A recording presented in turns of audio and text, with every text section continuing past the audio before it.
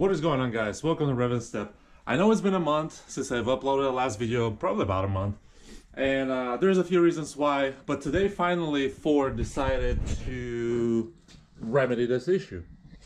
So I'm taking the car early to the dealership. It's Martin Luther King Day, so it should be a holiday, but they're open, which is awesome, so I have the day off.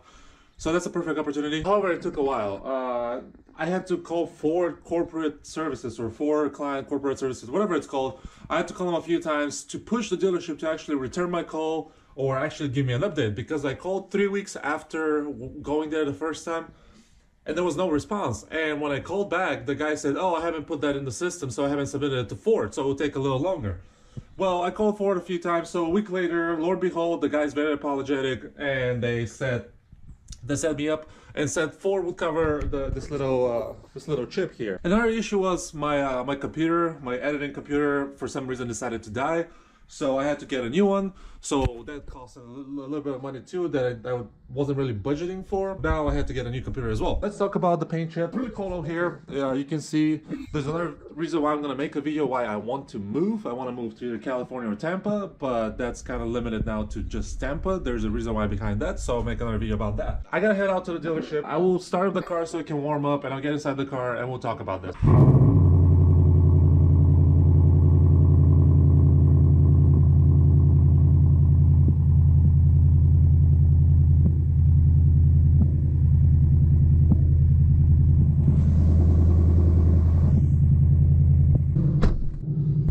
Well, guys, I'm not sure how well you can see me. It's kind of dark here in the garage, but I want to talk to you about this. How are they going to cover that? I was wondering if they're going to repaint the whole trunk. No, actually what they'll do is they'll actually take the bumper off, or sorry, take the spoiler off, and they'll touch up the paint. And I asked them, well, wouldn't that throw it off color or anything like that? And they said no, because it's a very small chipping, and also they'll take the spoiler off. And the reason why that happened, they're thinking, is because it was tightened too much from the factory. So what happens is when you tighten it too much, the spoiler is pressing on the trunk paint and started cracking it. So it just cracked the paint. So that's why it started chipping off. So basically they'll take the spoiler off, they'll cover that, they'll put the spoiler back on, and I should have the car back in 3 days. But another thing that's happening with the car, which is very weird, is it's not happening right now, but there is the airbag, the passenger airbag warning light starts coming on. And let me show you in the phone. I have 2 error messages for that. So here you guys are. I'm not sure how well you can see it, but there's 2 warning messages. I didn't read the first one. That happened January 16, and one on January 18. So that says restraints indicator lamp warning, and if you click on it, you have this, and this is the error message. So what is happening? So apparently the restraint control system has detected a fault. So that issue is happening. I'm gonna see if while the car is there they can work on that. I'm not sure, because it's not on the dash now. It seems to go away every time you turn the car off, and it randomly comes back on. I looked online, there's not much about it. But anyway, I'm gonna head up to the dealership. I'm gonna talk to them, and also I'm gonna get a loaner, so I'm interested to see what they're gonna give me. I'm hoping it's a truck, because I never driven a truck in my life, so that will be kind of interesting. But I have to drive in this snowy stuff, and it's really cold outside. You can see it's 25 degrees, but that's actually inside my garage, so I'm sure it's even colder. And the car is still warming up. It's been a few minutes now. Next, when you see me, I will be in a different car. God, it's cold.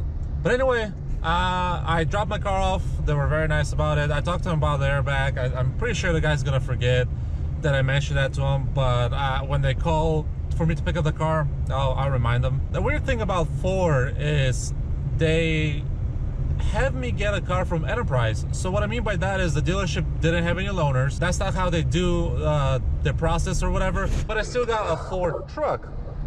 I'm not sure, I think this is an F-150. The base, I believe it is the base. It has like the 4x4, whatever, blah, blah, blah.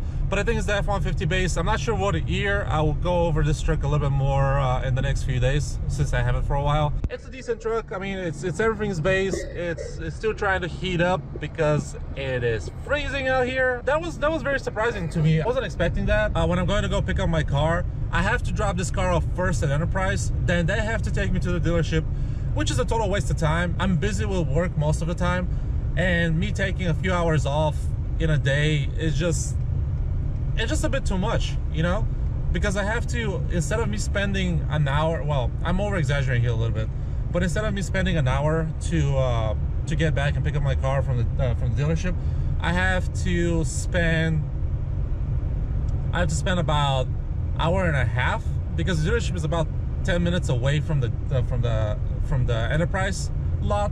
So I have to go that way, then I have to go wait for someone to drop me off at the dealer and then be able to pick up my car, which to me, that's kind of like a pain. I'd rather go to the dealership, get a car, wait for my car, have my car being fixed, and then just go home or go back to work. They're taking care of the car. We'll see what happens. I hope they're successful. I hope everything turns out okay, which I'm sure it will. But with my luck, who knows what's gonna happen? We have a lot of snow. I just have to get used to driving this heavy thing because it doesn't break as quickly. So anyway, guys, this is a small update that I had for you. I'm gonna make another video about this truck. I want to talk a little bit about it. I've always wanted a truck in my life, and this is the first time driving a truck, so it'll be very interesting what my experience is. It's already making a funny noise. I'm in a 4x4 high, which that's how we should drive it if you're going over 10 miles an hour and not use the low setting.